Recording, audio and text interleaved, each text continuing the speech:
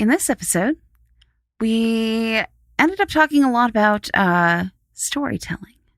We did. And how important that is, not just from a filmmaking perspective, but just from a life perspective. It got pretty philosophical. It did. The last half.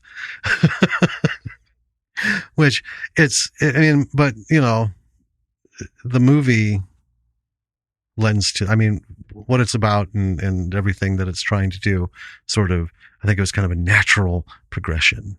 I agree. Yeah, I think it was. And it lended itself to that because it's one of those where, technically it's really good. Yes. And, that comes from the budget that it has and everything. So when we have movies like that, we try to focus a little bit more on kind of deeper elements of filmmaking. We do. And we did. Yeah. Yeah. Like when you have the basics down, right? Like you have good lighting and you frame and you have really good actors and. Oh yeah. This thing is, fives all across the board. Oh yeah. So really just left us with what it was all about. Yeah. Yeah. That's fine. Being a creative, there's a philosophy to it. Oh, absolutely. There's something we all share that we all have in common, being creatives. And it doesn't have to do with politics or anything, but it's a certain philosophical outlook on what you're doing and how it impacts you. And it just goes round and round and round, Well, yeah. And that's part of the madness of being a creative is, that's why people get into this, right? It's because it's a fulfilling art form, It is. And when you're able to do it well and see the results of that, it's like breathing air for the first time. It is. Every time. Oh, yeah. Yeah. Before we jump into it, because we didn't mention it in the episode, but during recording just a few days ago, Carl Reiner passed. Now, here's a man who has had some wonderful philosophies over a very long life and career. And I encourage everybody, look him up, look up his work. Mm-hmm. Don't just start, think, oh, Dick Van Dyke Show. No, way more. There's a reason Rob Reiner has so much talent is because it was passed and given to him by his father, Carl. So he'll be sorely missed, but he had, again, legendary career. Yes. So, we'll miss him, but he left us with a lot. Yeah. That's the dream, right? Oh, it is. Would that, 10% of us over decades could reach that level. But with that philosophy in mind. Yeah. Great movie coming up. Yeah. Should we roll? Yeah. Let's do it. Boom.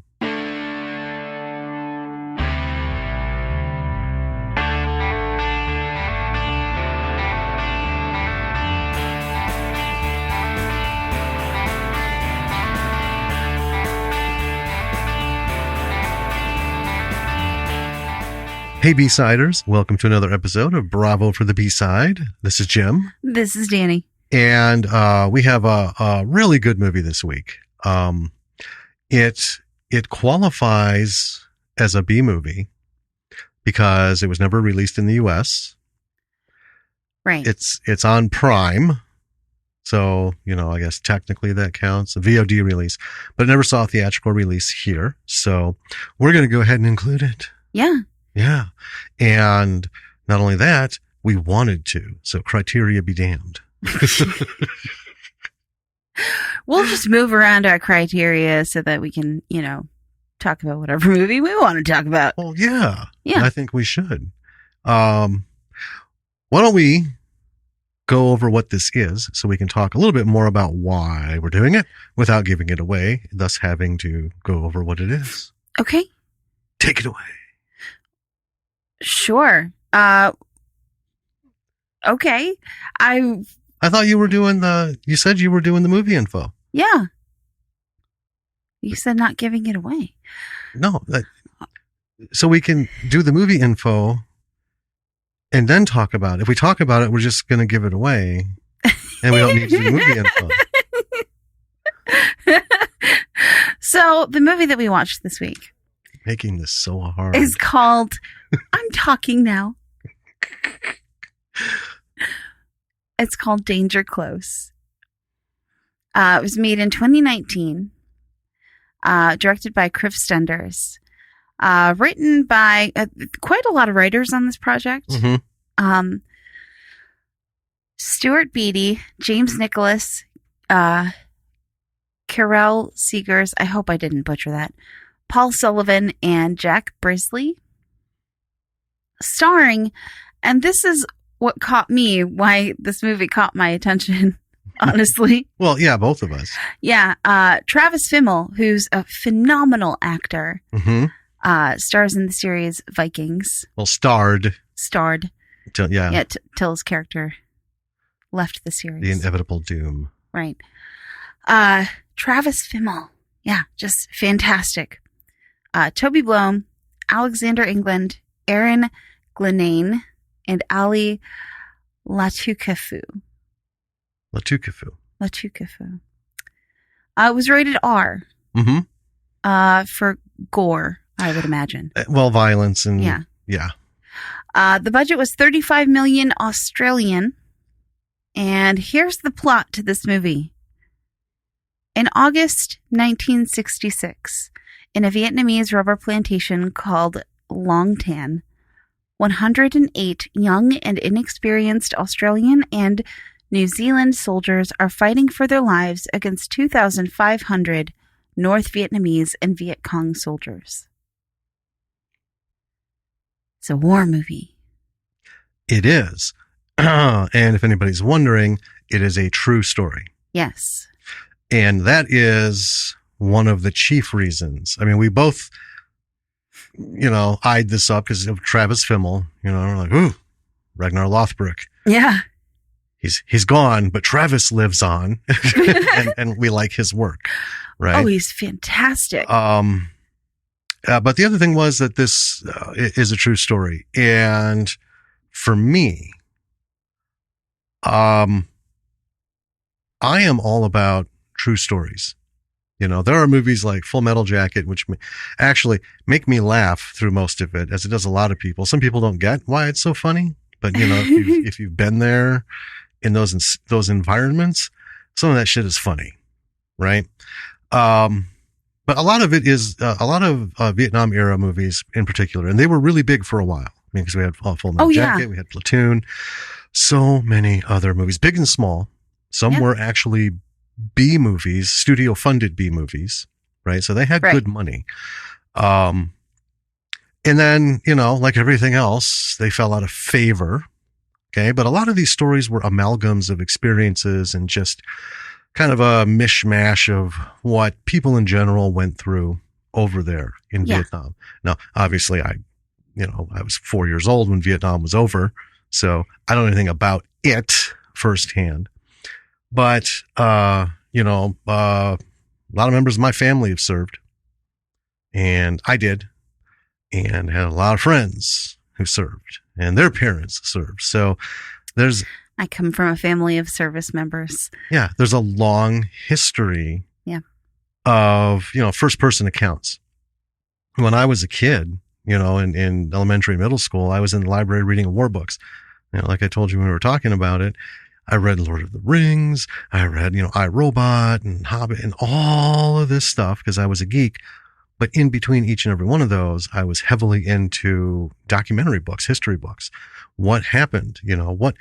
What was, storm the beaches of Normandy? What happened on D-Day? Right. Right? Because we have movies, and most people, oddly, even at like 11 years old, I knew there were several stages of engagement in the operation. A lot of things happened, all very different stories. Yeah, I mean, as an adult, I just recently came to understand like what exactly went on. Right, because it's not on talk. D-Day. It's globally, or it's put in this big globe. Yeah. They give it a spin. Okay, now that we've gone around, there you go. Top down kind of look at it. But I really wanted to know what this was all about for a lot of reasons. One, because, I wanted to see what these people in my family had experienced. Wanted to know the truth. I grew up with John Wayne movies, Green Beret, and just, all those 60s movies and early 70s films that they were what they were. Some of them were classics because they're really well done. Oh, yeah. But the stories are not accurate as to what really happened. Well, they're a little bit glamorized. Right. For film. Yeah. So I had, stories of people serving in World War II, Korea, Vietnam, and different places in World War II. It's not enough to just say World War II, different theaters. So yeah, the reason this is wrong is because this was a true story and it was a small story. Yeah. Right. One that I had never heard about. Well, right. Because this is Australian. So this is 3 years before I was born. Mm-hmm. This is Australian and New Zealand soldiers fighting in Vietnam. Right. And everybody had their hands in it, in 66. Well, right? yeah. The Brits were there. We were there. These guys were there. There was a lot of reasons. I'm not going to get into it in the podcast. Well, but, as an American, I've never seen a movie about Vietnam that wasn't primarily about American soldiers in Vietnam. Right. And well, as the same thing with World War II, we talk about all the American losses and stuff, but we got to understand these things happen on such a larger scale that, even when we talk about these movies that we have about people in Afghanistan and the things that went on in the 90s and stuff, you don't realize that there were other countries there and they suffered losses and things were ugly. So my whole point of this, wanting to do this episode, one, because this is a story, it was a true story, and it's a story that needs to be told because it's a small story. And that will become very evident why it's a small story at the very end of when we get done talking about the movie. I don't want to say right now because it's one of the last lines that we wrote in our notes, and then I'm going to have some things to talk about, but that's why we're doing it. And you think 35 million, holy shit, that's a lot of money. Well, it is. But not necessarily for, a movie on this scale in the U.S. would cost at least twice that, if not 3 times. Yeah. This is a super big scale film. Super well done. We'll just come out and say that up front. Oh, yeah. I know you're going to mention it in a couple spots. Yeah. Technically and scenically, it's gorgeously done. Yeah. So if you're not a war movie type person, suck it up and keep listening anyway. Because number one, I don't think it does anyone any harm to watch a movie like this, even if you're not into it, because I think you're doing honor to these people and I think they deserve it. To have their story told and be seen in this, medium. Yeah. But also there's going to be a lot of technical stuff that, you're going to want to cling on to. So you're going to want to watch this. You're going to want to listen to what we're going to talk about and, put the two together and see how, oh yeah, goddamn, that's brilliant. Oh yeah. That is gorgeous. That is, and I don't mean just vistas. Well, no. Right. I mean, we talk about it as we go through it, but one of the main, lessons taken from this movie, particularly this movie, is how you talk about many things happening at once. Yes. In a film. Yes. Because in any war situation, it's never just, cut and dry, guy here, guy there. And then we spend 2 hours, they're going back and forth at each other. It's a complicated thing. Right. But it's also beautiful in the technical, the acting, the writing. Yeah. The writing and the acting. The technical is brilliant, but without the writing and acting that are in this, it would have just been a technically proficient empty film. And the pace. Excellent pace. Oh my gosh. Yeah. It was true to life. There's no, it's not a slow build up. It's you're in it from the start and until the end. You're, It's a good example if you want to do a story on how quick shit can go sideways. Yeah. Even when shit's already gone sideways. Right? Because because it goes this way doesn't mean, oh fuck, no, there's many more opportunities for shit to off a different direction. Yeah. So with that, why don't you bring us in? Yes. let's get on to this thing. So, we open with Viet Nam, 1966 on the screen. We have some slow motion of Viet Cong charging and firing weapons. A fire base is shooting ordnance into the Viet Cong as they're advancing. And then we get some text about New Zealand and Australia sending troops to support the war effort. And it explains to us they are a mix of conscripts and normal people, which means a normal person who goes to enlist. A conscript is pressed into service, usually in lieu of prison time. Right. Or they did something so bad, they did something instead of community service. When this was going on, they're like, I got a job for you. Okay. So conscripts, not the most reliable. Nope, but they're warm bodies. Yep. And the average age amongst the Australians and the New Zealanders is 20. The U.S. average age was 19. So close, right there. And most of these folks have never seen combat because it was, as we know, since World War II, Australia and New Zealand have not been heavily involved in conflicts. There were some units in Korea, but not a lot of frontline stuff, So where are they going to get the practice? Right here. Yeah. So then comes up, we are on August 17th at the 1st Australian Task Force headquarters. Yes.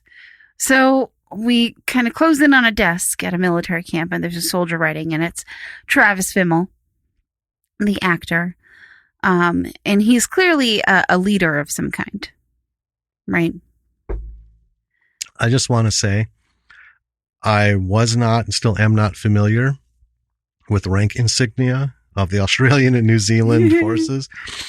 So I had to rely on waiting for them to be addressed. Right. To figure out their rank. But I knew he was an officer. Yeah. But. Yeah. And then suddenly there's fire on the camp, right? There's guns going off, and he immediately starts walking around issuing orders, and he's calm, but he's serious. And it's clear as he's walking through the camp that he's the only person who really knows what he's doing. Yes. Right? There is a lot of confusion and, dumb fuckery. Yeah. Going on. Yeah. And so he goes into a tent, and one of the soldiers brings him a cup of tea, and he kind of chides him for it. Right. He's like, we're under fire. The first thing that goes through your mind. Your first impulse. Yeah. Is to make me a cup of tea. Get out of here. So the soldier goes to leave, and he's like, nah, leave the tea. Yeah. And they're talking to a different platoon, I think, asking for backup. But the officer of the other platoon is kind of a prick. He's like in the middle of a card game. Mm-hmm. And he's wearing sunglasses, and his very aura just kind of like exudes douchebag. Right? Yeah. And he doesn't want to stop his card game. And then they start taking fire. And someone who I think is an underling to him, but who's been trying to get him to stop, right? Mm-hmm. And take this seriously, the underling like flips the card table in anger. Yeah, it was the sergeant. Yeah. Yeah. And that's a dynamic that we understand from our movies. So this lieutenant is a first lieutenant. There's second lieutenant, first lieutenant, or lieutenant for them. Second lieutenant's useless as tits on a boar. Some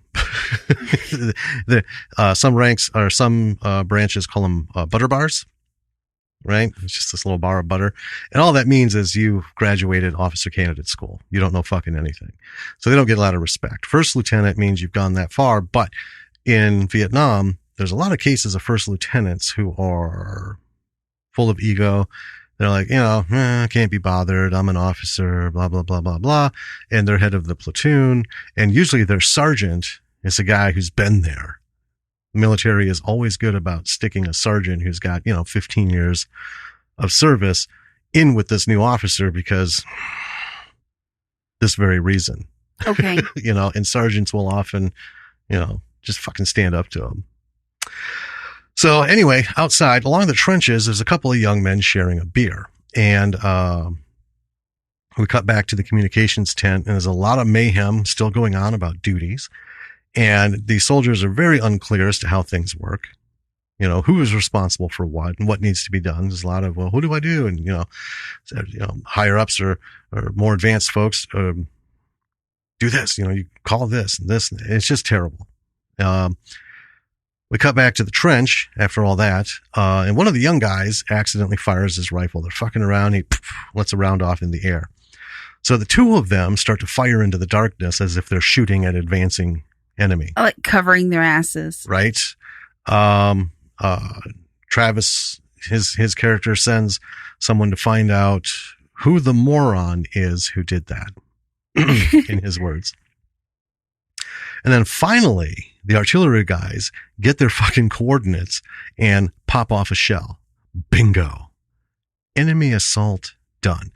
All of this fucking around could have been avoided if somebody would have simply followed order of operations, gotten the coordinates of the enemy units, given them to, to the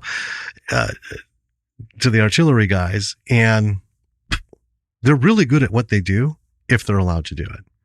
Yeah. So enemy assault has now ended. Yeah. So the next morning, there's a colonel. And they're all kind of like at a little table, and he's kind of saying they'll send a battalion to the plantation that the attack came from. Mm-hmm. And Fimmel, who we still haven't learned what his name is in this movie, volunteers his unit. And there's some talk about how well trained his unit is. Right. And the colonel says no. Mm-hmm. And there's this sort of like dynamic between them that, like Fimmel's looked down on because he was. Well, we get a little history of him. Mm-hmm. Okay. So he was a conscript. Yeah. But after his time was done, he re-enlisted as a normal person, right, normal citizen, and has worked his way up to become an officer. Right. And he's a major, because he does call him major. Yeah. We just didn't get a name. Right. So we learned that he's a major. So he has some history. He knows what the fuck is going on, which is why he's walking around trying to issue orders and tell people, and he's getting disgusted with everyone, thumbing themselves in the middle of a firefight. Right. And they do talk a little bit about how hard he is on his men. Yes. Right. So then we cut to some shots of the boys prepping for departure, and we have "These Boots Were Made for Walking" playing in the background. I think that is a perennial anthem. Oh, yeah. And it's always, it's never like out in the field in combat and stuff, right? It's at camp or when they're on leave or something, and they're doing, going about their daily business or getting ready to go somewhere. So there it was. Almost, just felt like, it's a piece of the puzzle that belongs.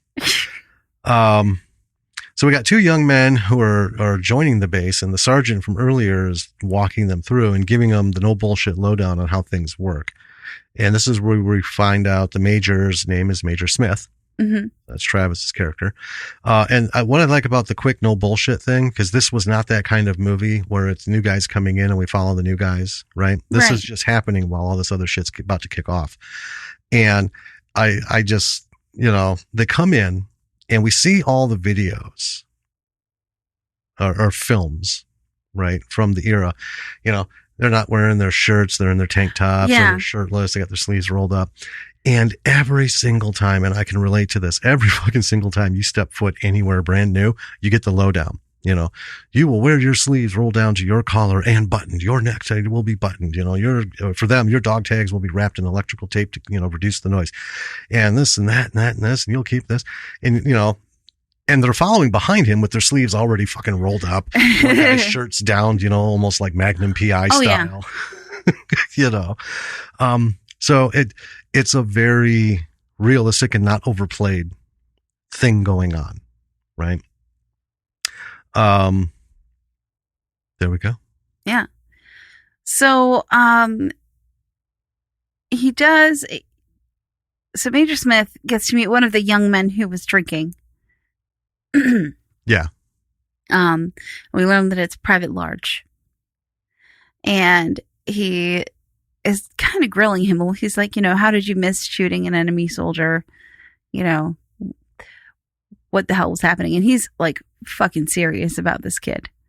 Mm-hmm. He's not giving him any quarter. No, well, he leads into it with a little small talk. Yeah. Where you from, son? He's like, the Private Large is like, oh, I'm from this little podunk town, and I was the rabbit shooting king of wherever, and this and that. And, Smith looks at him. So how'd you miss that enemy soldier last night, Mr. Good Shot? Right. And, this kid's kind of a fuck up, right? Mm-hmm. So Smith goes into this, explanation, and it's kind of following this. War movies have kind of this like formula that they follow. Right.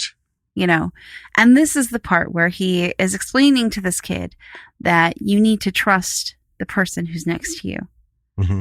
in the field. And if you can't do that, then you're fucked. Yeah. And what he did last night broke that trust.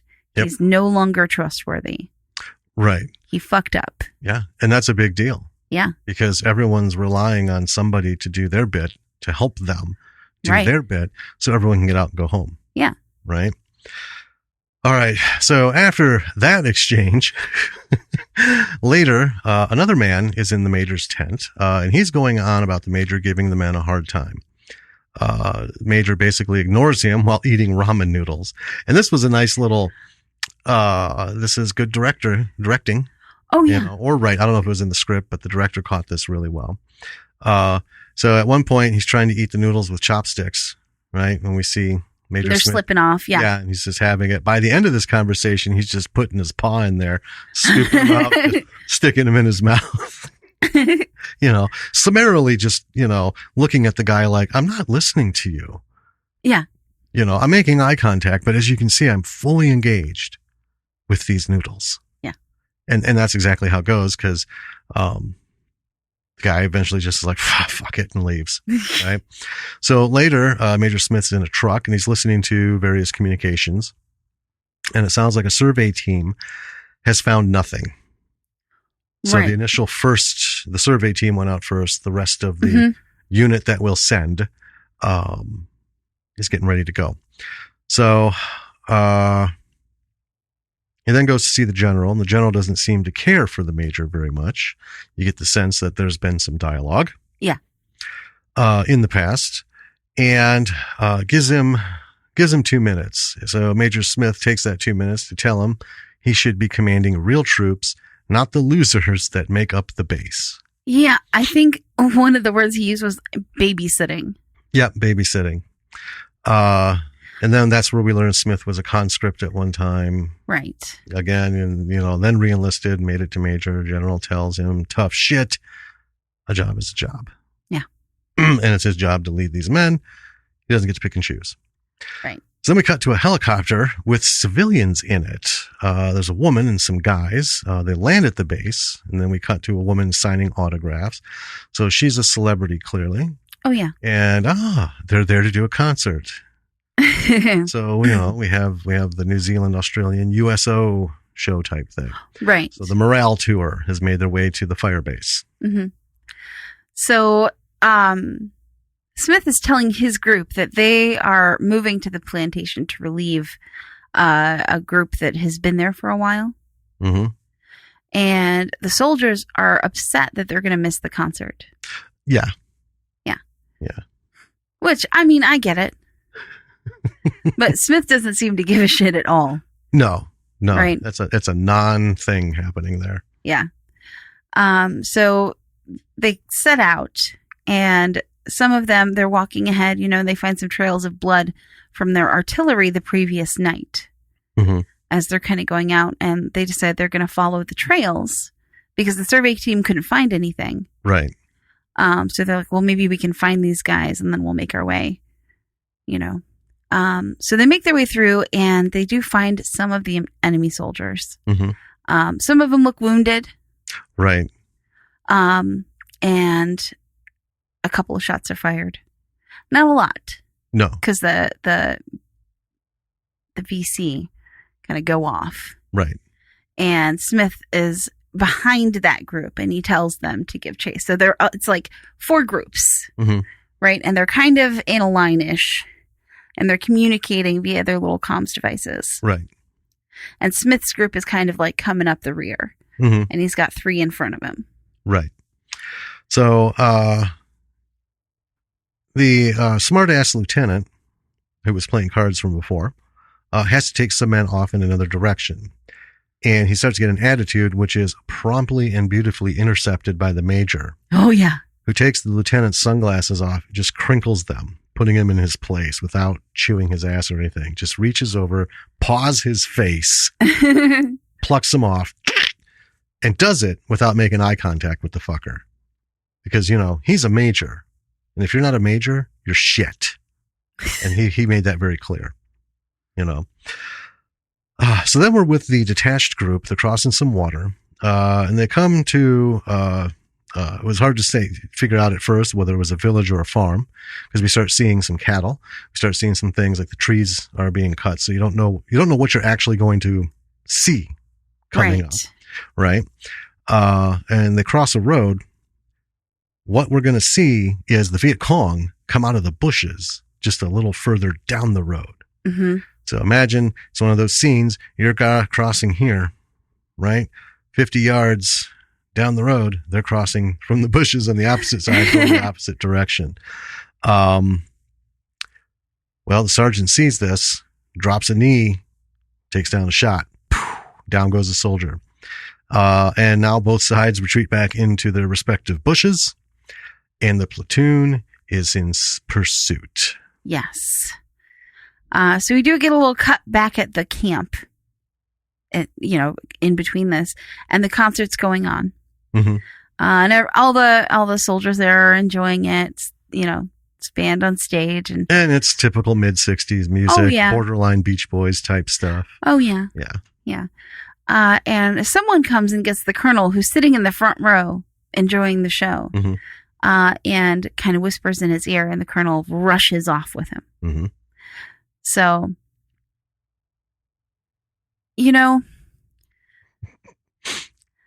as I'm watching this, it always takes me, like in war films, a really long time to nail down hierarchies. Mm-hmm. And part of it is, because I don't always know the insignia, and especially with foreign, soldiers, I have no idea what the insignias are. Right. Right. And I still haven't quite gotten it for this one at this point in time, but I'm trying. And I'm like, I'm probably going to figure it out 5 minutes before the movie ends, which is exactly what happened. Spoiler. Well, and I'm there to help. Yeah. But it's not exactly a conversation that comes up. Well, because we don't have any conversations when watching these. Right. But even when we're just watching stuff for us, we don't stop because you don't so who is he? Who is he to him? Who is all this? You figure it out. Well, yeah. I like figuring it out. Yeah. And we just don't have these conversations. No. Like hardcore encyclopedic. Let me walk you through all of the ranks of the United States Navy, from recruit to the president. I might ask you to whiteboard it sometime. I could. That's the other thing too. Your dad was in the Air Force, mm-hmm. but you weren't a full-fledged Air Force brat because your parents separated, so you didn't end up everywhere all over up until, the end of high school. I really wish I could have gone to Germany, though. Everyone does. But their ranks, right, are a little bit different mm-hmm. than the Army, which has some slightly different names for the ranks. Everything can be figured out as an E1, E2, E3, E4, E5, E6. Right, but they never say that. Ranks. Well, no, movies. But they each have their names, and those names are well earned through military history. So, I don't begrudge that at all. I didn't ever want to be addressed, it's E7. No, sir. That's not how it's going to work. Because you earn those ranks. That's the whole thing of being in there. In peacetime, you do the things, you learn the responsibilities and do it. But they're also different. They all look different, clearly. Mm-hmm. Then the names are different. And then some of the insignia over here aren't the same as the insignia over here, or they're the same as the insignia over here for a completely different rank. I know, but see, embarrassingly, when you just said E7, I was like, are you like, is that like just kind of a bomb drop? Like, so what's okay. So E0 sounds like a high number. It is. So E0 is recruit. Yeah. That means you just walked on and they just shaved your head. Uh-huh. You took your oath and they're putting some clothes on you. Now you're going to learn how to be an E.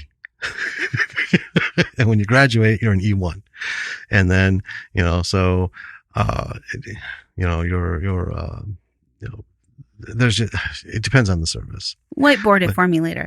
Yeah, some other time. But anyway, you work your way all the way up to, I'm not an officer, but I'm tougher than God. All right. Okay. Let's get back to this. So back to the platoon where they're fully aware of their ranks. You're so rude. Just talk about the movie. Okay. Creeping through the woods, they come up on a small building, and 2 men are sent in as point, and then the rest soon follow. So the 2 get to the building and they go in, and then the rest sort of arrive behind them, and they're checking everything. There's some blood. A bloody rag is found on a table, and then the 2 hear a creak. And that's tense. Because any sound that you hear, especially like when you're on point. Yeah. Go check that out. You freeze. Well, yeah. And then they find a grenade belt left behind by the Viet Cong. Mm-hmm. So clearly they were there. And then the point team signals everything is okay inside. So the platoon starts to leave. And as they're walking, they all stop. And they're listening. Well, it's almost like, and the leader of this particular platoon is Bob. Mm-hmm. That's his name. Yeah. It's almost like they suddenly are like, I smell a trap. Well, someone gets a sense of something. Yeah. Right? And they'll stop. And no matter how poor of a soldier you are, that's one of the first things you fucking learn is, eyes on your folks. Right. And when someone stops or they, put up the signal, you stop. Even if you don't know why, it's not up to you. Yeah. But yeah, they do. Within half a heartbeat, everyone's frozen, and it's creepy. Yeah. They did a real good job of, it wasn't suspenseful. I mean, it was, but that's not what they focused on. There's a creepiness to that, not knowing, because when you stop moving, everything doesn't go quiet. Right. Right. There are many animals in a jungle. Yeah. Let me tell you. And you gotta try and listen for something. You gotta feel what it is that made you want to stop. And in that stillness, all of a sudden there's shots immediately ripping into all that silence and stillness. Men start to fall. The 2 point men, they're on the ground. They're gone. Everyone hits the ground. And then they try to call in, heavy contact, which means they're, fully engaged. Yeah, fully engaged. And the colonel is just getting to the radio. So Major Smith sends in another platoon, and the second platoon, or a second platoon outside of these, hears the call and they start to head in. Yeah. So one of the approaching platoons is calling in coordinates. They're forwarded to the battery team. The battery team, artillery team, aims, fires, long shot of the shell in the air, and bam, almost a pinpoint hit. And then artillery starts raining down. Battery is told to drop 50, which means reduce 50 yards. And they do, and they keep firing. Yeah. And at this point, the concert is interrupted by the sounds of the battle. And I can't remember if it's in this scene, but in either this one or a soon to be coming one, you can see it's not far away, and you can hear it's not far away. Not just yet. Right. Not just yet. Yeah. But I mean, they're not super distant sounds. No. Well, and the thing is, they're on the fire base. The sound of outgoing artillery, there isn't the rock concert in the world who can drown that shit out when you're less than 100 yards from the artillery guns. Yeah. Shit's loud. Yeah. And all the soldiers immediately, get up and turn around and start dispersing before the band even really like fully stops playing. Oh, yeah. And that was good. I like this. I just want to address this quick. We've talked about how these people are essentially pseudo soldiers, right? Yeah. They've been sent here in lieu of something else. They don't want to be here. They don't give a shit. They're just biding their time because then they get to go home and they're free, right? Their thing has been served and then they're fucking done. But with the amount of artillery going out, especially after the issue from the night before, right? You can see that the most basic of training clicked because these fuckers scatter like ants on a mission. Yeah. Everybody's running in a singular, very specific direction. None of the fuckery from the night before. Right. I mean, it's chaotic, but there is order to it. Yes. They are getting ready where they're going to dig in for some shit. Yeah.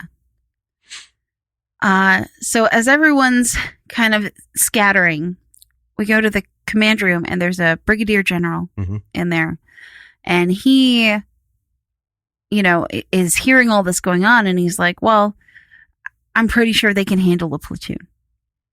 Meaning at this point, they think the Viet Cong are just a platoon size engagement. Right. Right. So they're not intending to send anything out. Right. It's a non-issue. Right.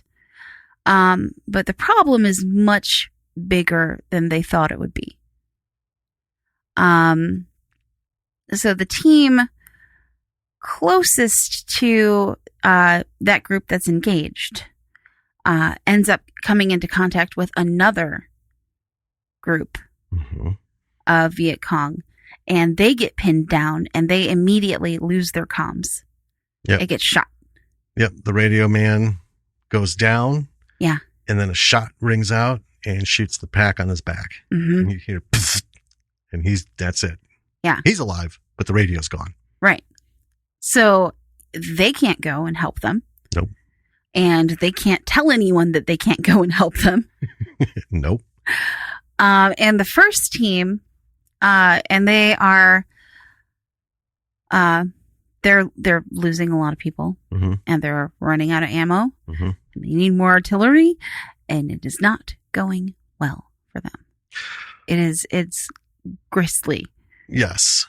So the pinned down platoon is getting their asses kicked. So they call out. Major Smith tells them he's on his way to hold tight. And as another platoon starts to close in, they come across a second line of enemy soldiers.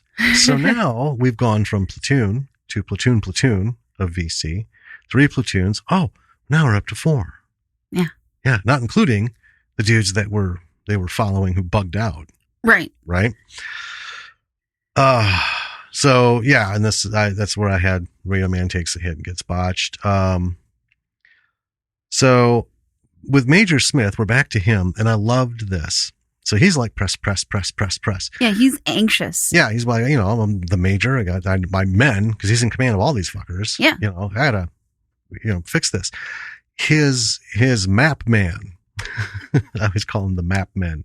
His map man is like, we need to slow the fuck down. In fact, we need to sit down for a minute, because I need to make determinations of our location on this map so that I know the proper coordinates when it comes time to call them in. Otherwise, what's, big fucking deal? And I wrote, bang on. That's exactly it. He didn't like it, but the major did it because he understood he's being told the truth. Right. Right. His enlisted man knows what he's doing.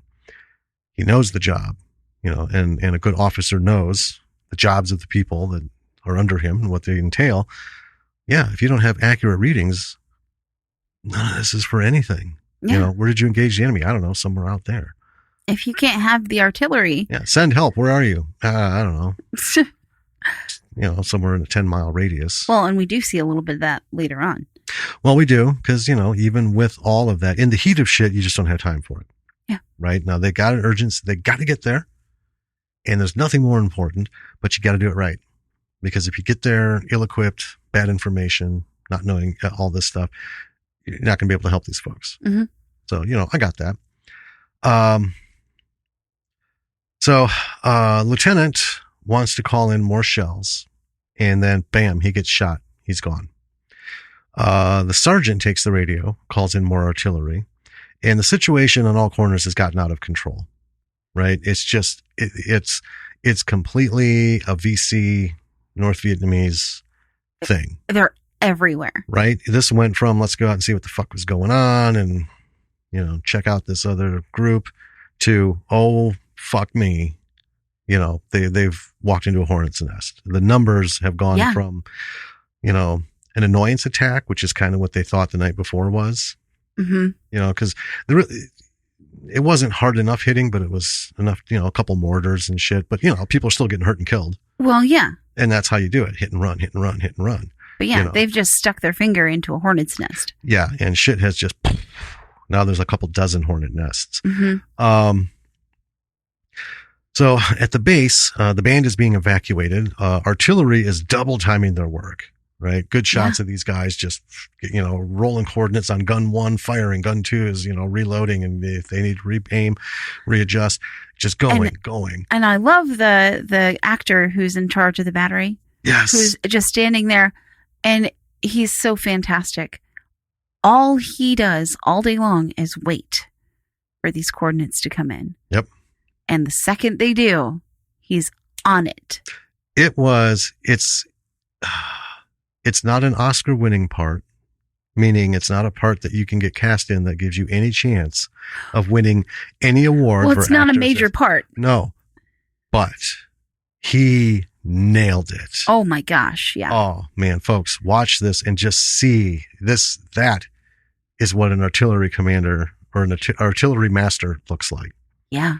Because his shit was going smoothly, efficiently, and hard. He's sitting by that radio, staring at it, waiting. Yep. And the second something came in, he was up and he barked, and his fucking men, because they knew better, they were on their shit.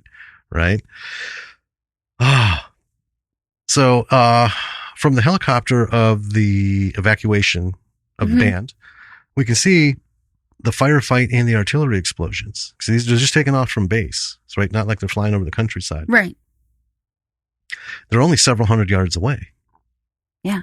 Like a few miles. Yeah. At most. Yeah. It's not far. This is not like an overnight excursion. No. Well, I mean, it was still morning. Yeah. Because they set out in the morning. I don't think we broke lunch just yet. Well, no. According to the time frame.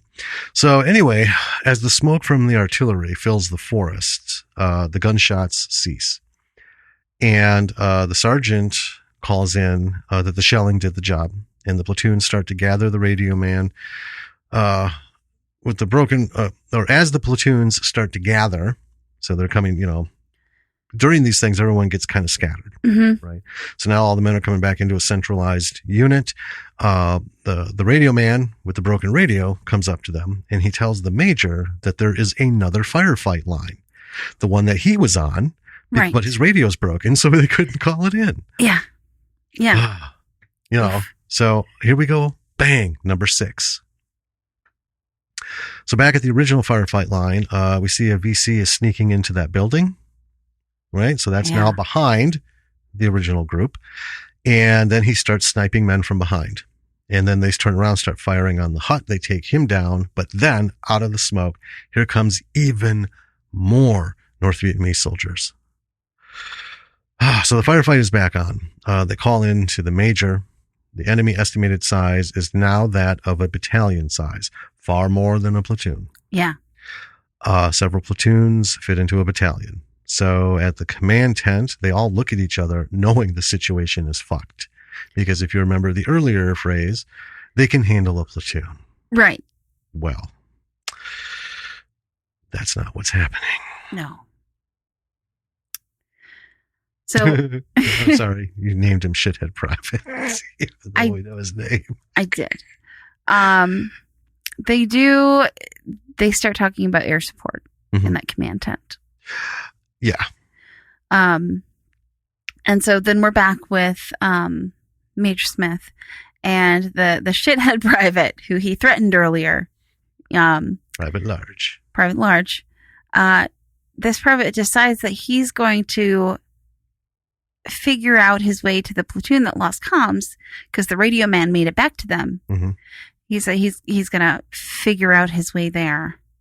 Right. Find a path for them. Yes. And he does it on the down low.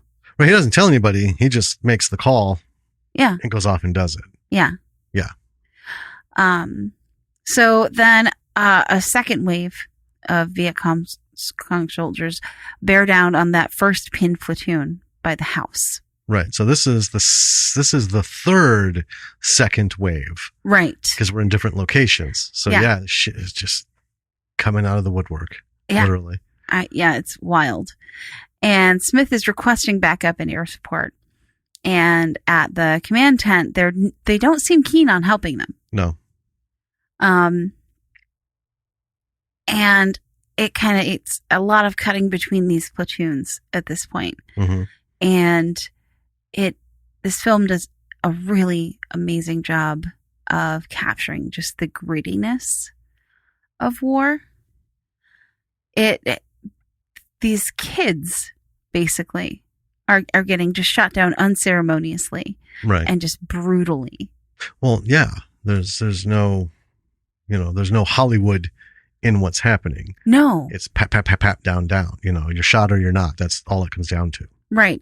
And no one gets that moment where they're like shot and they're like, oh my, yeah, tell my wife I love her. Like, no, it's just dead, dead, dead, dead, dead. And you don't really get time to process all of them because there's just so much going on. Right. And that's the point of it. Mm-hmm. So one of the air commanders has just decided upon himself without support from the command tent. He basically says, well, once I'm in the air, I'm in charge of my own helicopter. So fuck you guys. Leaves. Is that this one? Yeah. Oh no! Wait. No, that's later. No, this later. is the air support. You're right. This is airport. In this military hierarchy, even though there's a brigadier general, right? The guy, I think he's a colonel, but he's in charge of air support. Yeah. Report the Air Force for right. And nobody can tell him what to do with his planes. That's what that. Yeah. Came down. Maybe we should. And he's like, excuse me, that's my call. Yeah. Like, you got the big shirt on, bitch. Yeah. But yeah. And they don't have a ton. No, they don't. So they're sending in what they have, which is 3 planes. 3 planes. Yeah. 3 bombs. Yeah. So, Bob tries throwing out a smoke bomb so they'll know where to drop air support. Right. And it fizzles. Yeah, it fails. It didn't ignite. So air support doesn't know where to drop their bombs because the smoke signal didn't fire. And Smith eventually just tells them, drop them by the side of the road. Yeah, side of the road on the north side of the plantation. Right. Guesstimating there's bound to be some there. Right. Yeah, I mean, a few bombs in a not so great place are better than no bombs in no place, I guess. That's exactly it. Because they can't just keep doing circles. They're taking fire too. Right. So they drop it. It's inexact at best, So then we're back with the platoon that's pinned down, which this is where I learned that they're the 11th platoon. Mm-hmm. So I can now start to identify these different platoons with numbers, right? So 11 is basically out of ammo. Mm-hmm. They go through and someone's like, well, I've got like 5 and I've got 8, I've got 2. Right. I mean, it's not like they're, low on ammo. They're out. Right. Sorry. Were you No, going to say something? No, I will, and I'll let you finish. Go ahead. Okay. Finish up the scene. So Bob radios in and tells them to target their position with artillery. Right. Which is the term danger close. Okay. Danger close means basically bring it down. Right next to us. Right next to us. Right. Yeah. He tells them target us. Yeah. In that circumstance, it's kind of the same thing because it's not precise at this point. Remember, everybody's trying to figure out what the holy fuck. Yeah. Who's where. Yeah. And there's a tense moment when everyone kind of realizes what they're asking. Mm-hmm. And it's up to Smith. He's the major in the field. And he tells them to call it in. Yeah. And his map guy, doesn't want to do it. But it does. Right. And they didn't make a big thing out of it in terms of drag it out for 15 minutes. No. But they did. It's about a minute. Well, and here's the thing. And this is where a lot of people don't understand this. I've had this conversation because there's a lot of films where this has happened, fiction and truth, in their depiction. As a soldier in any branch, when you're out there, you, especially if you make it to that level of sergeant, this guy was like master sergeant level almost. You can tell he's been at this for a couple decades. Mm-hmm. He knows how to move the grunts basically. But you need to understand when someone of that caliber calls in, just bring the shit down on me. It's not like they have a fucking death wish. It's not like they've been, pondering their fucking emo music for months and they're like, oh, I just don't want to go on and this is too hard. It's quite simply, we're done. There's nothing. We're done. So the best chance that we can get, because we don't have enough fucking bullets, we do more damage if we threw rocks at them at this point. Bring the shit down because you're going to get a bunch of them. Yeah. Because they're crawling all over us. Yeah. It's that whole, do you, they're the piece of candy on the ground, right? The candy's gone. It's on the ground. It's no good anymore. It's swarming with ants. Well, don't try to save the candy. No, you just stomp it. Right. And that's what they're doing. And I liked the tension that they gave, because there are people who are like, no, I'm not going to fucking kill them. Because some of them are also part of that is you don't let your fucking fellow soldiers die. Right. You don't just casually go, all right, fuck them. You don't. And I don't want to say it's easier. What's behind that decision for an officer is just as gut wrenching as for the new guy. Right? Yeah. But an officer with experience has the training and the maturity of service to understand the importance of all this. Yeah. Right?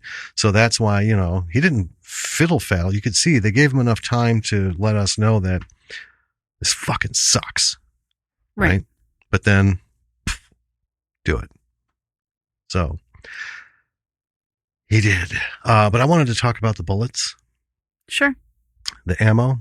One of the things that I like is, it's a true story. So you got to stay true to the situation.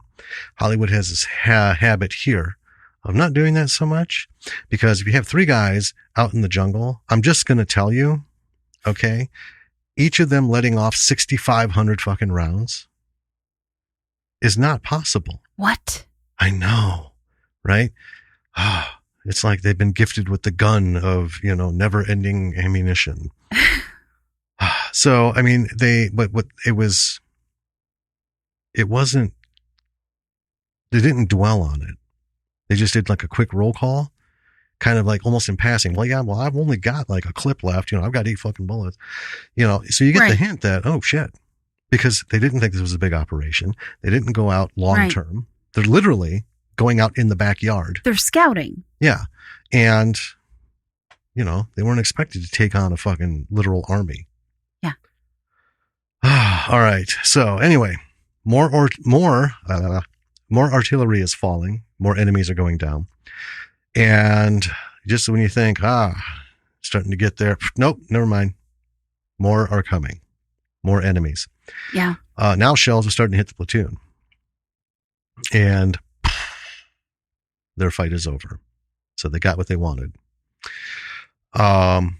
Everyone's trying to call them. They get nothing but static. Even the major keeps trying. Bob, he steps away from the men.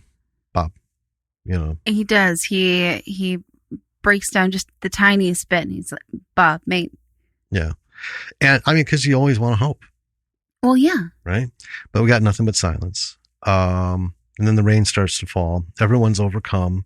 The private returns saying he found a way to the pinned down platoon. But he doesn't realize, because he saw them and then came back, and after he left, they got bombed. He doesn't realize they're no longer there. They've been shelled. So he starts to go apeshit and tackles the major, yelling at him, saying he's an animal, he doesn't care about them, and this and that. But he doesn't know that the survivors of the platoon called the shelling in on themselves for all the shit we just talked about. So then now in the trees, we have a VC soldier setting his sights on the men. He fires. So now the major's group is embroiled in a direct firefight. The VC have made it up to them. Mm-hmm. So he calls for reinforcements. And of course, the general says no. And the colonel radios the major. Reinforcements are unavailable.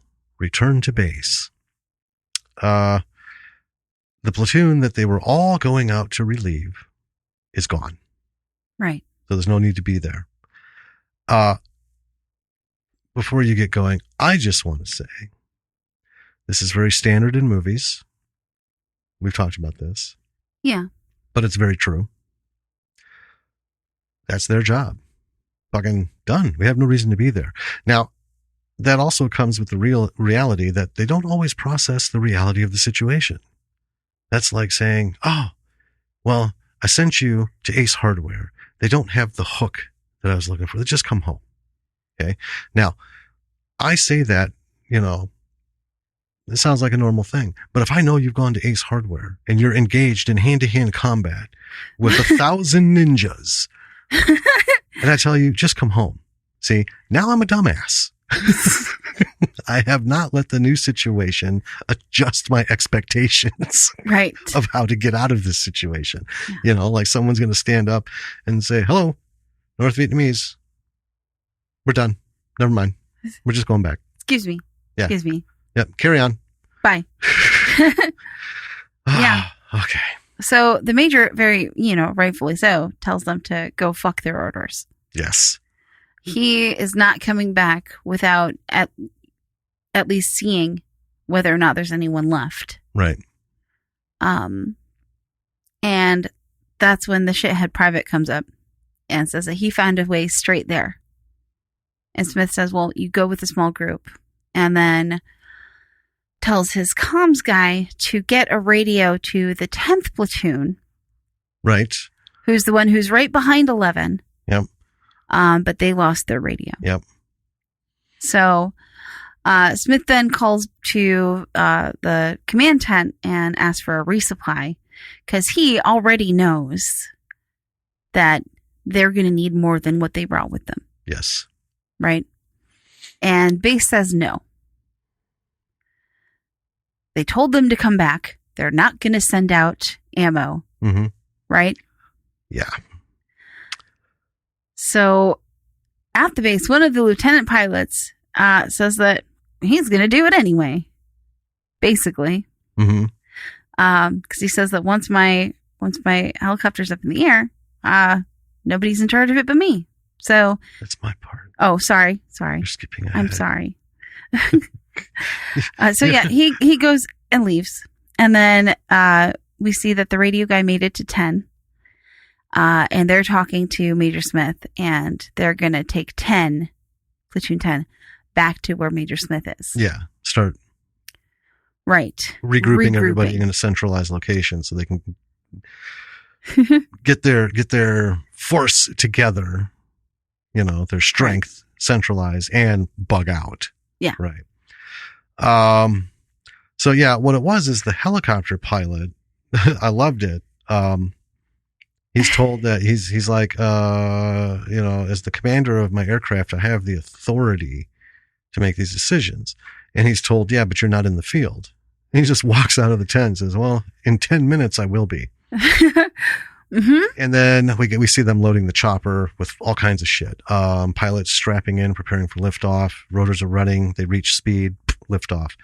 And then a second chopper is following him as well. Pilot radios the Major's group saying we're on the way. They're looking for survivors. The men are looking for survivors. And they find the enemy line. Above, the choppers start to take fire from the ground. So the Major pops a smoke grenade. The choppers can't see the smoke. So it takes a while for it to disperse. Well, it's all because it's rained, it's heavy, and it's not breaking the trees. And as they're waiting, RPGs are being fired at them. Yeah. So it's rocket propelled grenades. They see the smoke. They close in to drop the supplies, and then he rolls the chopper, which means he banks it really hard, like at a 45-degree angle, so the guy in there can just like shove the shit out off the floor. Yeah. And dumps the supplies. The second chopper moves in and does the same. And it's not an elegant thing, but it's mission accomplished. Well, that's a literal drop. Yeah. And that's one of the things, it's not how you do it, by routine.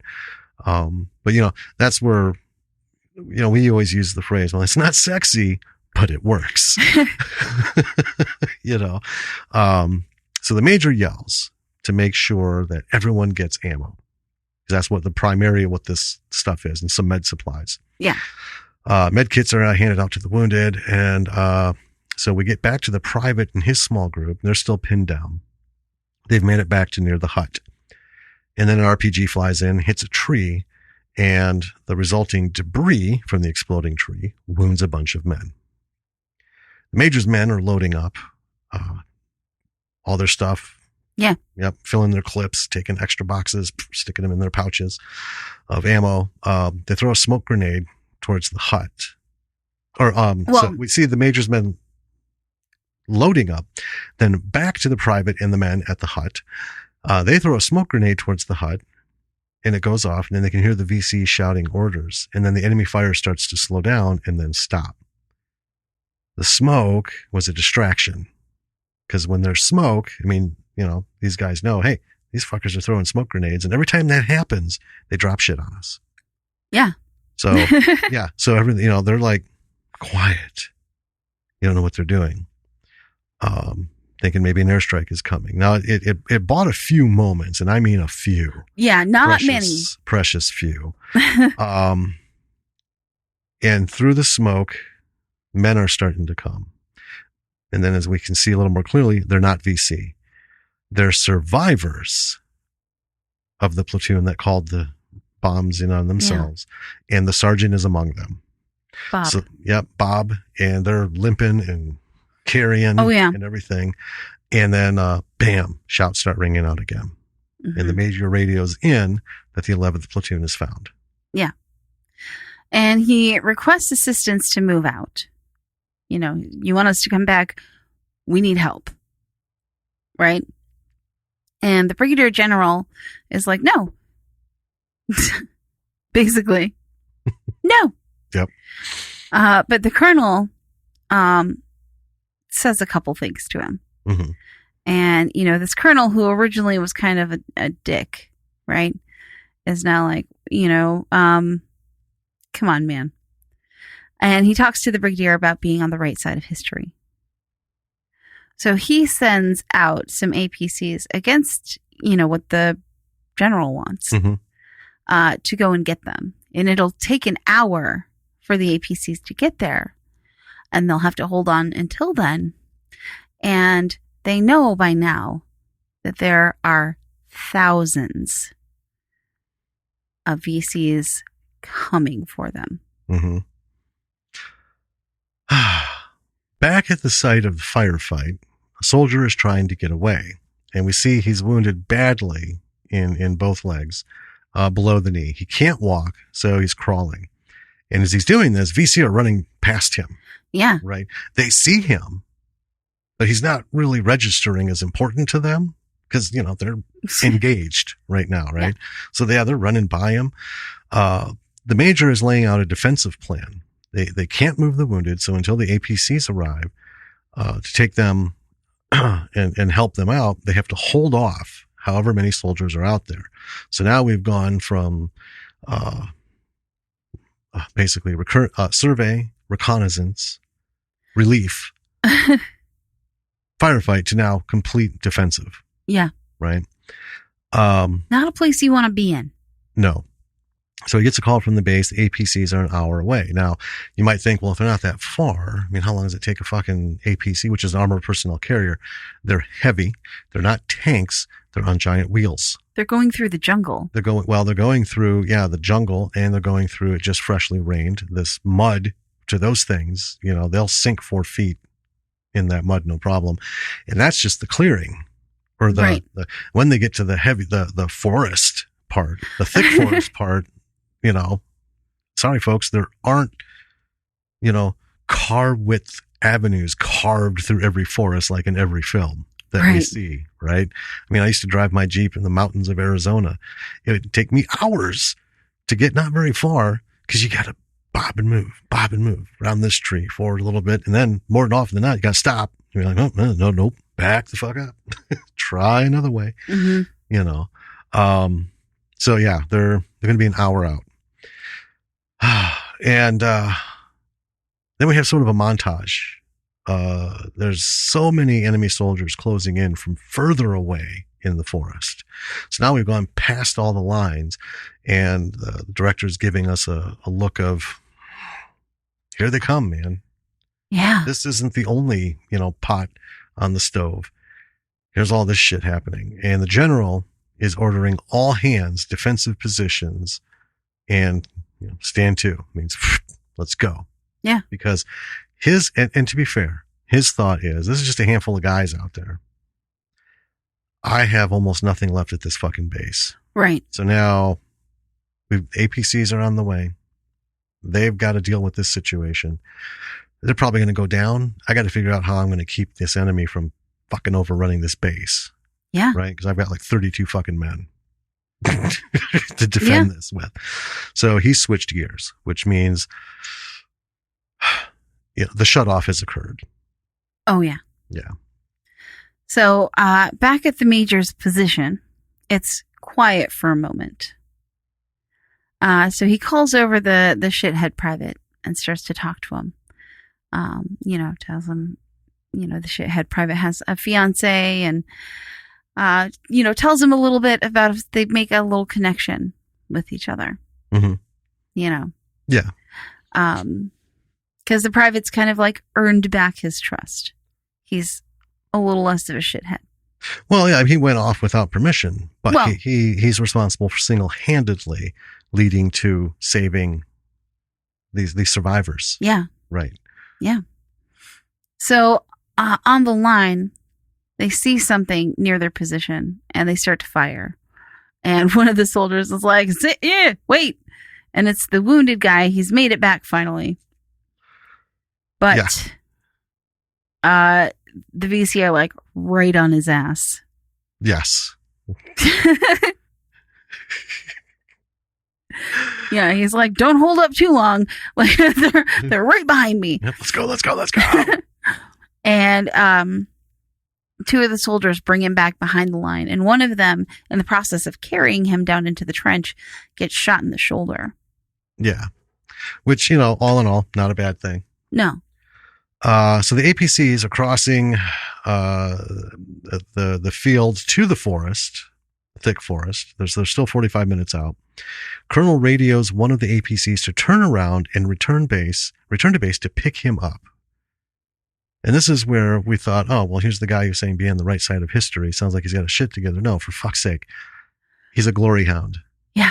He wants to lead the fucking thing. And guess what? Well, he doesn't want just one of them to turn around. He wants all of them to come back. He wanted them all to stop. Yeah. one to go back and get him. They wanted the stopped ones to wait for him to return in the APC, and then they would keep going. But they send one back, or the commander of the APC team, right? Is like, well, it's at this. It's later he wants them to stop and wait for him because he tells them to come back and get him.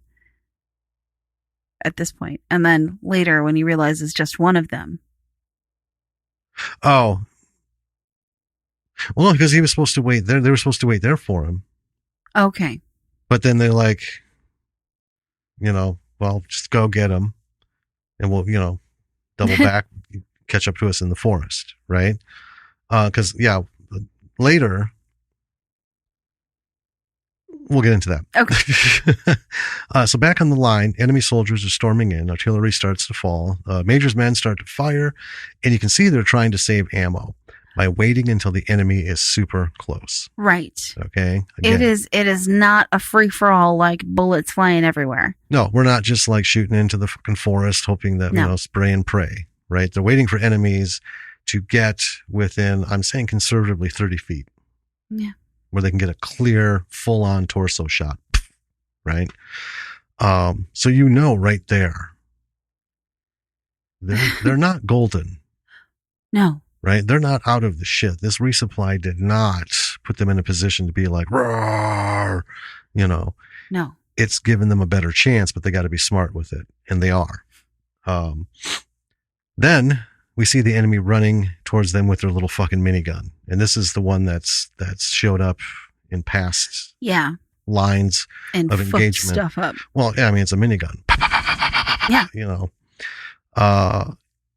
Soldier sees this, runs out to them to get them. And he does. And then he throws a grenade at the gun and destroys it, which is, it's dangerous. It's almost suicide. But it's that whole thing. That fucking gun's going to take 20 people in 3 seconds. So I might be able to stop that. It needs to go. Yeah. See, that's a soldier's spirit, right? Just fuck these guys up any way I can. It's not about killing them all. It's about taking away the shit they have too. So the APCs are now in the forest, and then the fucking colonel tells them to stop and wait for him, not to continue anymore without him. They stop. And then the commanders are like, what do you think? I don't know. So the guy's talking, the commander is talking to his APC. Yeah. Pilots, drivers. They're like, fuck it. And they just keep moving. Yeah. And they're like, okay. They leave one more behind. Wait for the colonel. And then the both of you rejoin us. And the funny thing, this is not exaggerating. This is how shit worked and how it still does work. If we were in an engagement situation right now, this is the kind of fucking thing that goes on. Well, it's funny because as you talk about it, I was really confused about why the fuck he wanted them to wait for him. Because it didn't even cross my head that he, just wanted to be like the glory. Yeah. I was like, why is this guy so fucking stupid? Because he's the colonel and he wants to be the colonel who led the charge, right? To go rescue them. It's not about being on the right side of history. It's about being in history. Sure. Right? Not a fucking footnote, but the chapter heading. Yeah. Colonel, wait for me, motherfuckers. That's his name, and how he saved blah, blah, blah, blah, blah. Right. Right.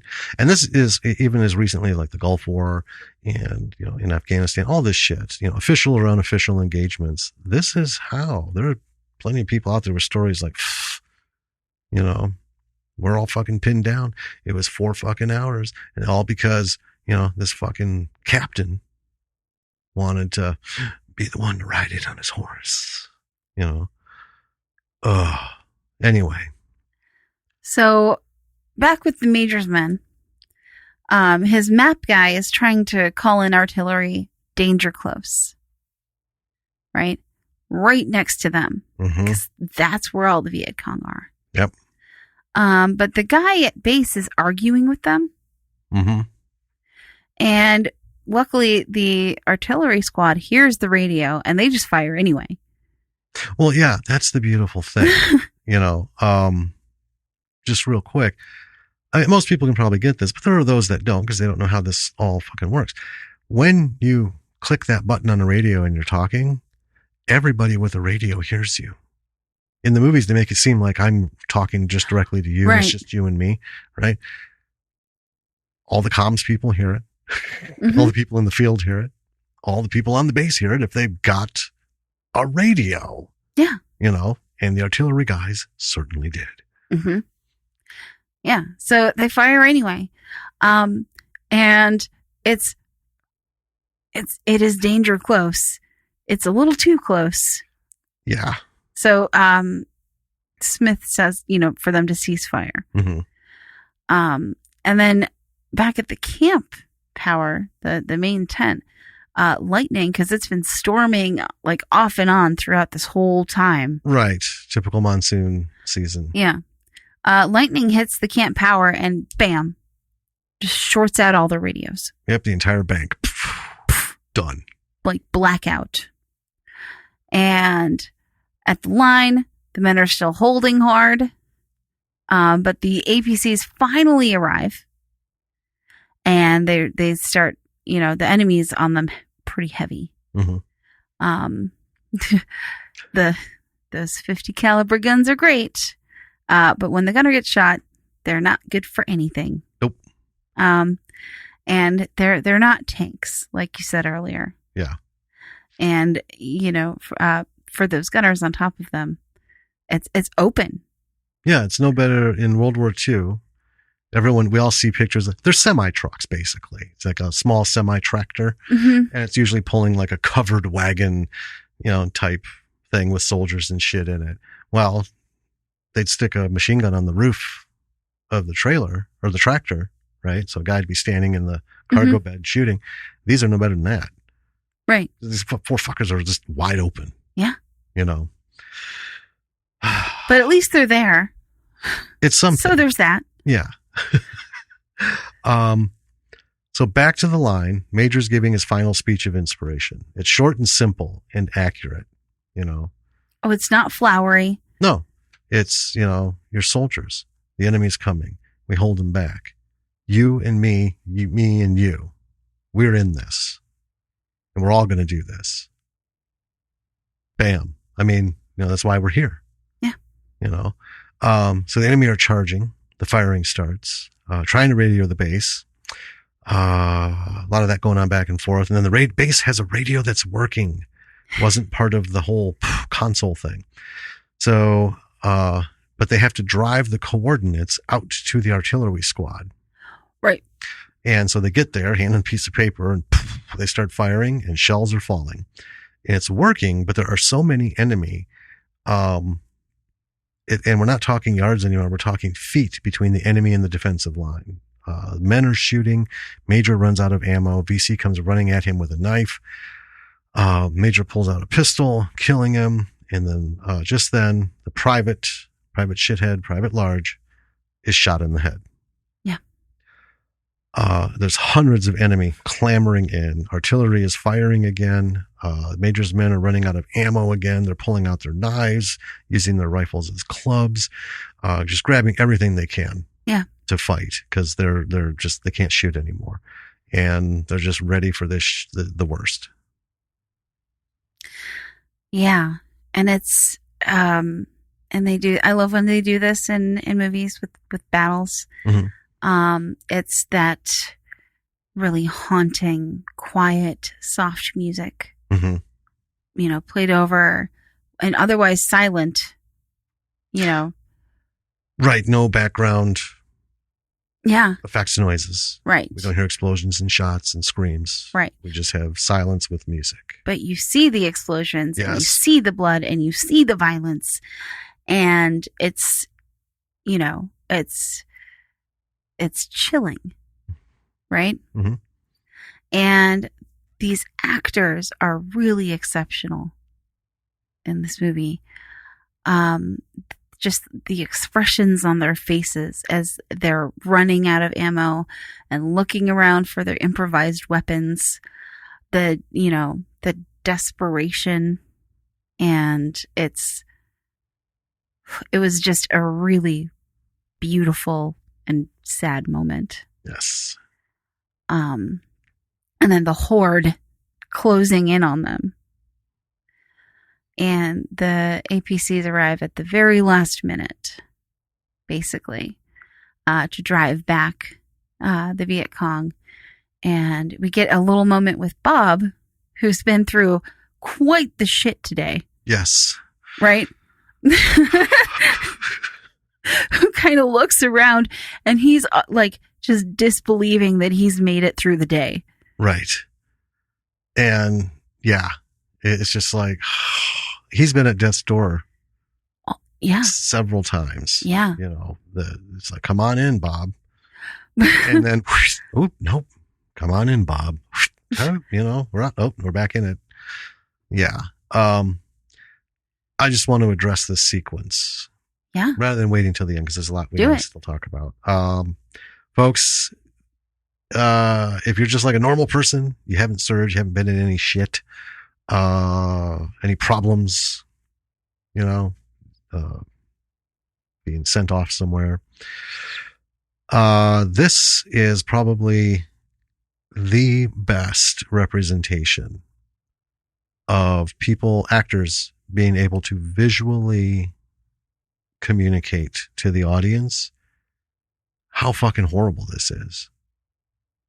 You know, in US cinema, it's either like super duper tragic with like in Platoon, the music that matches it, over dramatized, no, you know, kind of shit that they, you know, it's kind of like a reimagining of how they did it in World War II films.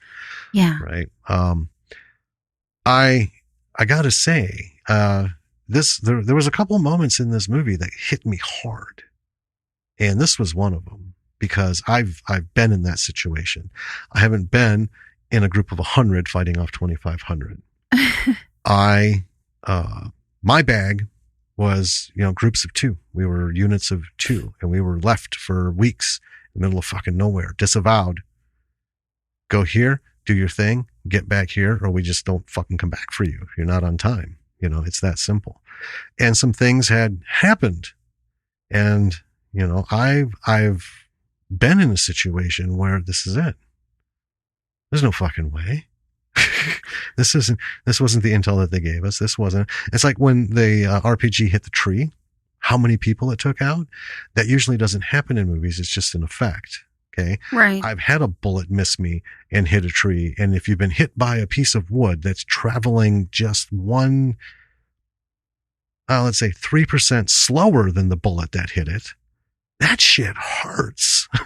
Right. So it wasn't a bullet that hit me, it was wood, but did a number, you know.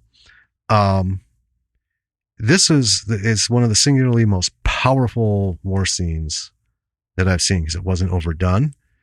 I saw them representing what I would think everyone would go through when confronted with this. You know, these are soldiers. They've had training. They've been told and indoctrinated. This is what it's about. Yeah, you might fucking die, but, you know, the bigger picture is there's a job to do. It's going to cost lives. But just the way in which they did it, the pulling of the weapons. Yeah. You know, the flipping his fucking M16, holding it by the barrel, because he's going to swing it and start cracking skulls with the stock. You know, pulling their knives. Yeah. Everything. You know, one guy picked up a goddamn stick. Yeah. I was just so struck by the faces of the actors as they were going through all of this. And it's, you know, there are very few things that we like could watch on repeat. You know what I mean? Mm-hmm. Like, that scene in Vikings that we watched like 3 times in a row the other night. Oh, yeah. Right? Odin visits the Sons of Ragnar. The Lothbrok boys to let them know, you know, hey, he's dead. You need to get moving on this. Right. Yeah. And then his speech. And then it replays his death speech towards the end from before. Yeah, it's beautiful. Chills like every time. Yes. And go ahead. Well, and you know, watching this, I I've never been struck by a war film quite in the same way that this movie struck me in this moment. Yeah. Anyway, I got stuff to say, but we'll move it towards the end. Okay. So we're nearly there. Really, what happens is the enemy soldiers break the line. The APCs are there in force, and they just start firing. Mm-hmm. And it takes a bit. Out of the backs pop out men. They're fully loaded. Mm-hmm. So it takes a little bit, but then the enemy flees because this has no longer become a pushover situation. This is a real deal. Right. Right. And wasn't what they were heading for. Right. So there's a long silence, and then Major Smith finally radios that the battlefield is secure. Back at the base, and I liked this scene too, the general lights a cigarette and he sits down. He starts smoking it and his hand is just quaking. Yeah. And I like that because as an enlisted man, you view officers like these guys did, it's just, fucking robots and they got to do their thing and we're just numbers and shit. And then, but as a higher ranking enlisted man, I had people under me. I had to have that same mindset. It's that whole thing of closing the door. It's a little thing, in the Navy, close the fucking door. Doesn't matter if it's your mother, your brother, your best friend, your wife, your kid, your daughter, whoever is on the other side of that fucking water door. You pull that hatch shut and you close it. Don't fucking hold it open, because if you do, to save them, all that water's going to get in and you're going to fucking kill everybody. You have a job to do it. But it comes at a price. To be trained mentally to make those decisions and act that way at the end of it, right? Everything human finally comes out. And I've always wondered how many, generals and colonels, and lieutenant colonels, and how many officers throughout history have walked off from everybody's eye line, right? Gotten a moment alone and just lost their shit for a little bit. Because it's got to be taxing at these levels. Yeah. So I love that piece. Okay, so we cut to, now it's Friday, August 19th. And this is kind of symbolic. They're taking roll call. There's a lot of names not answering back. We cut to the battlefield. Major Smith is still there, along with Bob, the sergeant, and a lot of others collecting the fallen. They find a couple of survivors, right? But they don't do it in such a way that, like in some films, it's like, yay! It's more like, oh, I'm glad he's not dead. But you know what? They found 2 survivors. It's not enough. Yeah. It's still very grim and very raw, And, of the survivors, most of them are wounded. Heavily. Yeah. Yeah. Nearly dead. Yeah. That's how they got overlooked the first time. So the whole thing ends with the body of the private being loaded on the helicopter, Private Large. The wind from the rotors blows back the tarp and we see his head with the bullet wound. Major Smith watches it fly off and he's just very, one of his men says he should head back. They'll be expecting a debrief. And he's just, I'm staying right here. And he goes back to recovering his men. Yeah. So the closing scene of this movie, and it's, we've been in it from start to finish. Mm-hmm. There's no build up. There's no wind down. It's just, this is what happened. Yep. So the closing scene kind of goes over the battleground today. There's a war memorial on it, and the text kind of on the screen reads, during the Battle of Long Tan, 108 Australian and New Zealand soldiers had head off a North Vietnamese force of over 2,000. 18 Australians and an estimated 245 Vietnamese lost their lives. Both sides claimed victory. And then the credits start. So that's what was on the plaque. Yeah. This is real. This memorial is there. It is real. Mm-hmm. Let's make that clear. So they put that on the screen, and then the credits start rolling. This, I thought, was one of the things that made this movie magical in its respect. As the credits are rolling, the actor is being shown alongside real pictures of the person that they portrayed. Yeah. So we get to see, oh yeah, this is Major Smith. And then we get to see the real Major Smith, all these people. And it wasn't the whole roster. No, but quite a few. It was a good number of them. And so make sure you watch the entire end credit sequence. I think these guys earned it, right? Yeah. Because then we get into some shots of, or some film footage from that fire base. Not just, the attack, but just life on that base, people with their 8mm and stuff.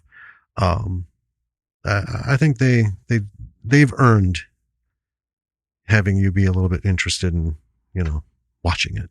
Yeah. So, the closing text. So it says, soon after the battle, Delta Company 6 RAR were awarded a Presidential Unit Citation for their extraordinary heroism at Long Tan. This is one of the highest U.S. military honors for gallantry that can be awarded. So these were Australian soldiers. And New Zealand. And New Zealand soldiers. And the U.S. gave them Presidential citation. And it goes on. It took over 45 years before the Australian government fully recognized the heroism and bravery of the soldiers of Delta Company. And then it lists names and age of every soldier who fell in that battle. And, if you're watching, fucking read them all. Long ago, I've made trips to like Washington and different monuments and memorials. And you know what? I read the names because no matter how you feel, no matter if it's a patriotic thing, no matter if it's you've served or not, no matter what you feel, simple fact of the matter is just read the fucking names. They've earned it. Yeah. So, I think there's something to be said about the fact that the Australia Film Commission finally got around to supporting the making of this movie. Mm-hmm. You can do your best to right wrongs. Right. It took them long enough to recognize this battle, right? Especially considering that other countries recognized it before they did. Right. But the fact that they did get around to supporting this movie and making it, a lot of the budget for this movie, I don't know where it all came from, but some of it likely came from the Australian Film Commission, right? Just hear a weird sound. Yeah. I heard it too. Okay. So it's a higher budget movie. Well, it certainly is. So shifting over to the filmmaking aspect part of it. Yes. There was a lot of good lessons in it. But with a higher budget, it's a lot easier to be more technically perfect. Right? Right. Yeah, you have the money and you have the people to do it. Yes. But really what struck me in the moment after the credits rolled is what you can do with movies as an art form. That's what we're really all in it for. Telling stories that deserve and need to be heard. And, you can use film, you can use this art form of storytelling to shine light on stories that might not otherwise be told. These movies need to be made because we need the history. And with this kind of money, and that's the thing, and this is why this is not so much indie film category. Because, like you said, it's a huge budget. You need but this is a period piece. Yes. And it's military. And getting military equipment, even faux equipment, stuff that's made of plastic but life size and looks like it's a tank but isn't. That stuff's expensive. Yeah. We were talking with Hilton about, let's get a zombie appliance for the face. Nope, not this time. Too much. Got to do it this way. Yeah. Now imagine I need 5 heavily armored vehicles. Let's see, probably 5 dozen M16s. I need a bunch of, blanks. Right. And so it starts to add up. Then uniforms. Then you should probably be able to have the money to hire consultants. Yeah. And not to mention at least 100 actors. Well, you need your primaries, and then you need they're not extras, they're secondaries. Right. Because they're going to be on screen doing things and directly involved. Then you have all the extras in the background, so you got your levels, this and that. That's a lot of money. It is. $2,500 is not going to get you a war film. No. It just isn't.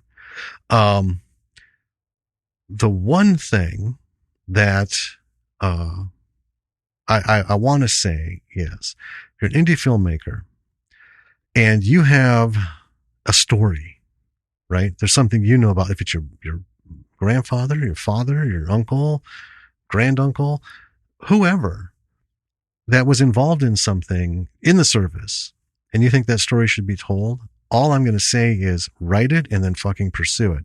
No, you're not going to get it done for $5,000. No. Okay. But do all the other stuff. Do all your other movies. Follow all your other ideas. Campaign, get the funds, make them.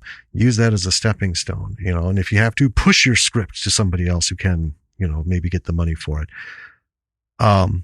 Don't let the exorbitant cost of making one of these movies stop you. If you have a story to be told, tell it, because more than ever, we need to keep seeing these movies.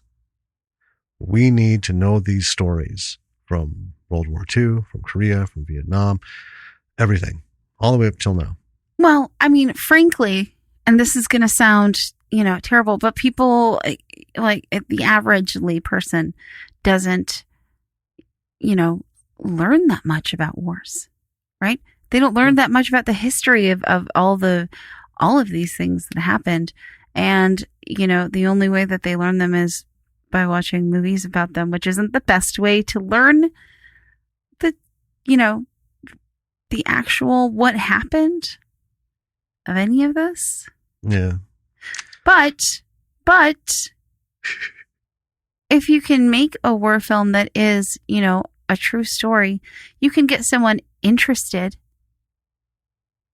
in that particular point in history, mm-hmm. to, the point where they might go and take it upon themselves to learn a little bit about it. And then you can also see how frail and how delicate victories and losses are. Right. How quick this could, Lily got me the Doolittle Raid book when she went to go visit her grandpa, and he took her to the Air Museum. Mm-hmm. And I have loved reading it. Well, I'm looking forward to reading it when you're done with it. I know I'm slow. That's okay. But I know all about the Doolittle Raid. I know, from the top down. I know who the guy was. I know what was involved in terms of the machines and how they got that attack over there after Pearl Harbor and what it meant. But now to get into the nitty gritty bit of it, which is this kind of movie, we see some of the nitty gritty of how shit works, and not really well. It doesn't work well. I don't know. I think we just owe it to ourselves to know our history. And definitely. And just because this is an Australian film about Australian and New Zealand soldiers, is during a Vietnam War of which we were all a part. And it is our history, because we got to stop looking towards borders. I look at it as we are human beings. And when there's shit like this happening, it affects all of us, mm-hmm. And it's just like watching films about Rwanda, Hotel Rwanda, not a B movie. No. So we won't cover it, but I will say fucking watch it if you haven't seen it, because you need to know what that's all about, because that's a true story. That's make your films, man. If you know one of these stories, don't stop until it's told. I guess that's my bit of the podcast for this. If you know a story about somebody who served or something similar, mm-hmm. but it's going to cost you a ton of money, don't let your lack of, write it, get it going, talk to some people and say, hey man, if we could get a paycheck, right, that would pay for this, would you do it with me? Sign them up, get them on board, right? and then work towards it. And like I said, if you have to hand it off to somebody else who does have the money, do it. Because the important thing here, sometimes making a movie, writing a script to tell a story is more about telling the story than getting your name in the credits. Yeah. You know, and this shit's important right now. It is. You know, I think we need to see how dark shit can get and how people can still come through it. And we need to believe in that. You know, 40 something years later. I think that one of the most important lessons that I ever learned, and it's not just relevant to filmmaking, but it's relevant to everything, really, is that the stories that we tell ourselves, the way we narrate our reality, is as important as what is happening. Right?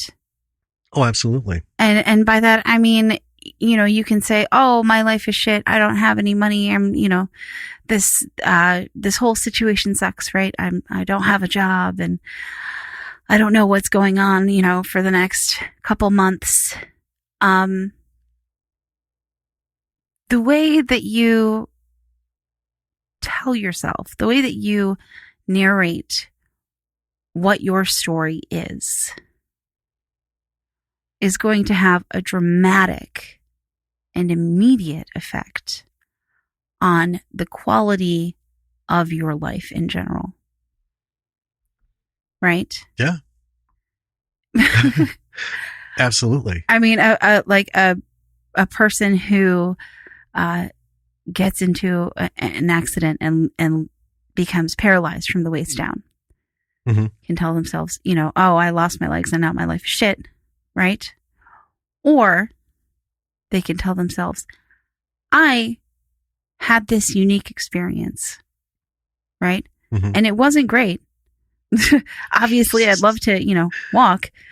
But what I can do with that experience is I can educate people with it. I can tell my story to other people.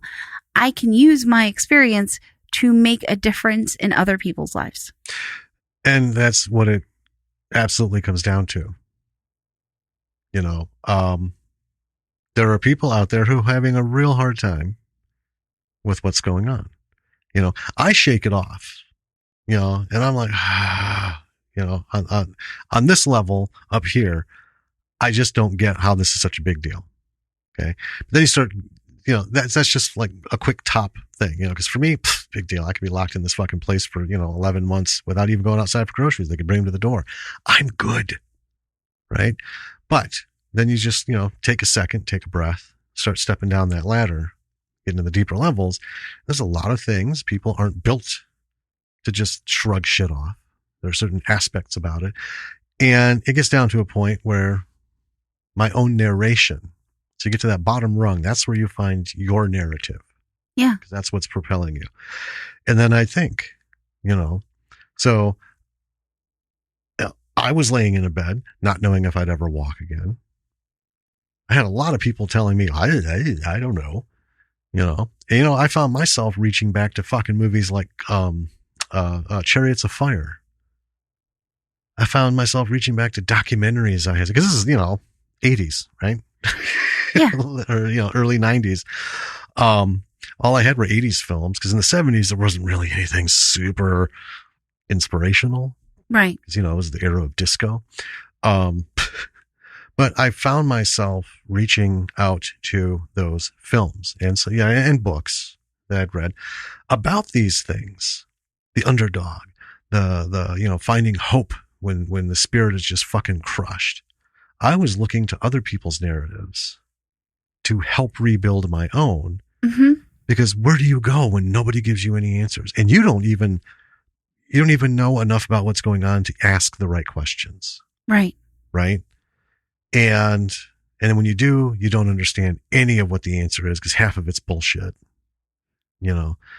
But through it all, you know, it's not just willpower and determination that got me out of that fucking bed and walking again. It's finding that hope and, you know, something to cling to in what other people have talked about, their narratives, you know, because Chariots of Fire is based on a true story. Documentaries on people who were disabled and became, decathlon winners and stuff. And, I mean, that was happening a lot. Yeah. And occasionally they'd make something up about it, or make a film or, do this book about it. But you're absolutely right. Your narrative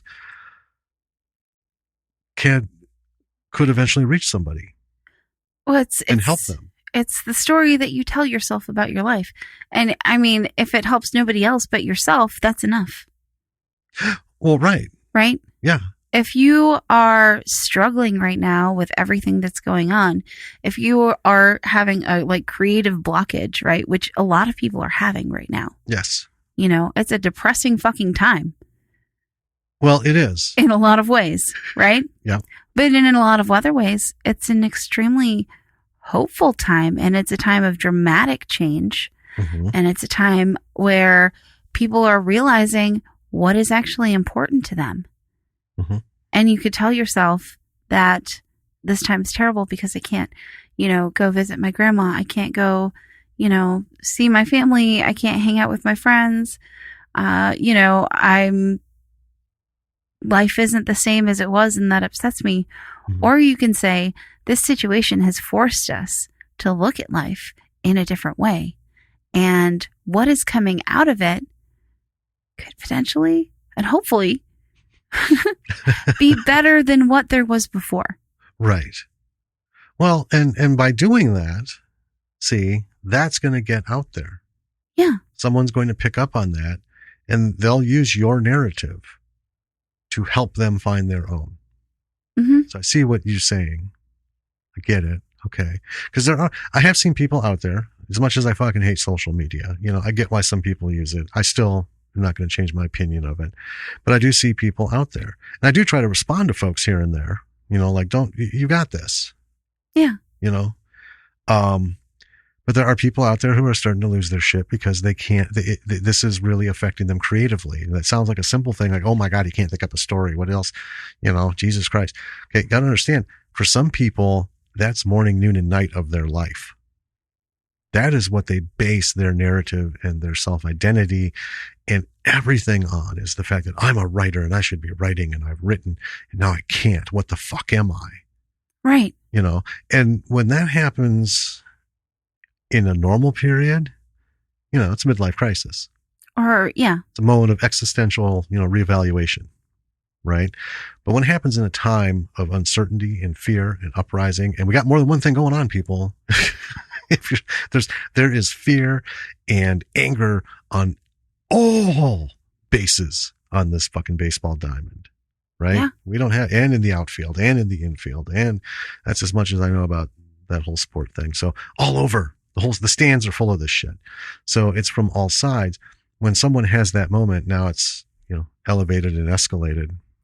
Then you don't even have the stability of a world that exists in a semi-predictable state, right, to lean back on. You can't go, okay, well, if I am not a writer, then I need to figure out what I am. And in this environment, I mean, how do you figure, There's not a lot of room to move, right? I mean, it's not like, I'm going to just go out and get a job. Well, I guess there's no fucking jobs because everyone's being sent home. That's why it's important to do your thing, do your narrative, because you know what? There are people out there. If you find them out there, shout out them, give them a shout out. Say, hey man, it's going to be cool. Because you know what? I'm here. I hear you.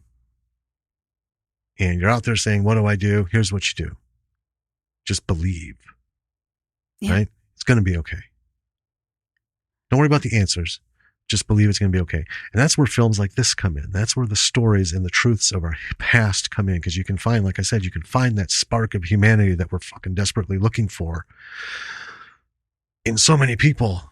And with all the ugliness going on, this is where movies and books and storytellers, period, can put out there the tools that can help people cope. Mm-hmm. Because you know what? Not everyone can get a hold of a psychiatrist or a psychologist. Not everyone can get into therapy. Not everyone has access to all this stuff. What they have access to is their fear, their fucking just frightening sense of loss, spiraling out of control, plus they might have already underlying mental issues they've been contending with, depression or any number of things that can help them spiral even more. But you know what? If you can throw them, here's a real, right? Not just like, Aesop's fables. Phew, okay, everyone believe in the sun. Here's some real shit that happened to some real people, and look, they were able to do it. They were able to hold on to that spark, man. You can do it too. Yeah. And the fact that someone's sharing it with you means you're not alone. Yeah. Right? That's important. And that is the power of a creative can bring to this world, rather than Oscar winning, fancy fun shit. I mean, we all want that. We want fantasy. We want fun. We want action and romance and comedy and horror and all that stuff. But this is a point where people who aren't freaking out to pony up and start doing something to help others. And, you might be thinking out there, Jim, how do I get $35 million to make a war film? And no one can make films. But here's what you do.